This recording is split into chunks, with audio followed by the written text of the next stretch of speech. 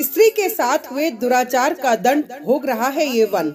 विंध्याचल से लेकर गोदावरी तट तक फैले विशाल वन, जहाँ कभी भगवान राम ने वनवास के दिन व्यतीत किए थे, वह वन दंडकारण्य के नाम से जाना जाता है।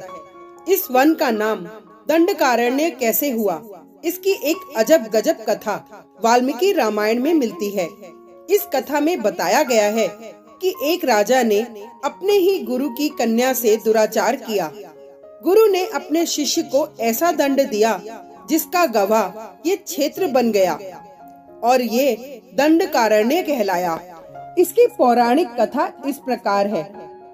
सतयुग में मनु के पुत्र महान राजा इक्ष्वाकु हुए थे। सूर्य वंश को स्थापित करने वाले इस राजा के 100 पुत्र थे, जिनमें सबसे छोटा पुत्र मंदबुद्धि था। दरअसल उसका आचरण धर्म संगत नहीं था। वह अपने पिता की एक बात नहीं मानता था, जिसकी वजह से उनके पिता उससे रुष्ट रहते थे। इसी कारण से उसका नाम दंड रखा गया था, क्योंकि प्रसिद्ध राजा इक्ष्वाकु के कुशल राजपाट के लिए वह एक सजा के समान ही प्रतीत होता था। अपने पुत्र के ऐसे आचरण के चलते राजा ने उसे खुद से दूर कर दिया, जिसके लिए उसे विंध्य और शैवल पर्वतों से घिरे पूर्वी मध्य भारत का शासन सौंपा गया। वहीं राजा ने शुक्राचार्य को दंड का गुरु बनाया, ताकि पुत्र को अपने किसी कृत्य के चलते भविष्य में परेशानी का सामना न करना पड़े।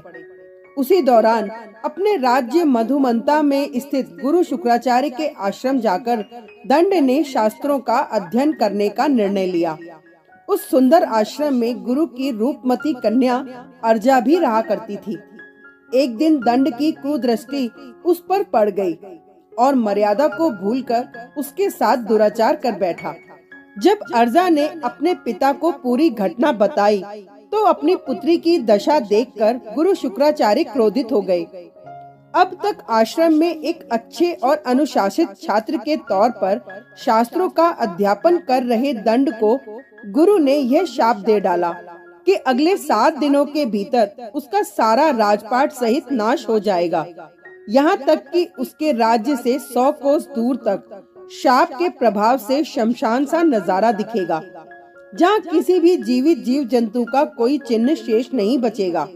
यह शाप देने के बाद गुरु शुक्राचार्य ने अपनी पुत्री से कहा कि वह उसी आश्रम में सरोवर के निकट रहकर ईश्वर की आराधना करे। जो जीव इस अवधि में उसके निकट रहेंगे वे नष्ट होने से बच जाएंगे।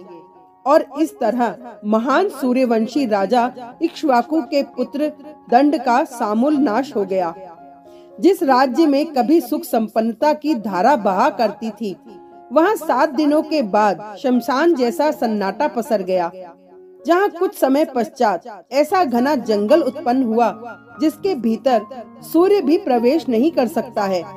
इसके बाद से ही उस स्थान का नाम दंडकारण्य पड़ गया। दंडकारण्य में रहने वाले लोगों को दंडक कहा गया। ऐसा माना जाता है कि त्रेता युग में इस जंगल से गुजरकर विंध्य पर्वत पर योगियों को तप करने के लिए वांछित एकाग्रता की प्राप्ति होती थी, जिसके लिए इस वन में उन्हें पहले कई तरह के असुरों और राक्षसों का सामना करना पड़ता था। वहीं अपने वनवास के दौरान श्री राम ने माता सीता और भाई लक्ष्मण के साथ इसके आसपास के क्षेत्रों में वास भी किया था। हालांकि शास्त्रों में इसे कई असुरों के निवास स्थान के रूप में बताया जाता है। दरअसल पंचवटी वहां से रावण ने माता सीता का हरण किया था, वह भी इसी क्षेत्र में आता है। श्री राम ने अपने वनवास के दौरान विंध्याचल पर्वत से लेकर गोदावरी तक फैले इस वन में कई दिनों तक वास किया था।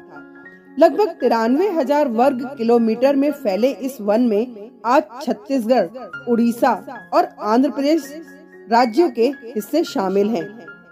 Thank you.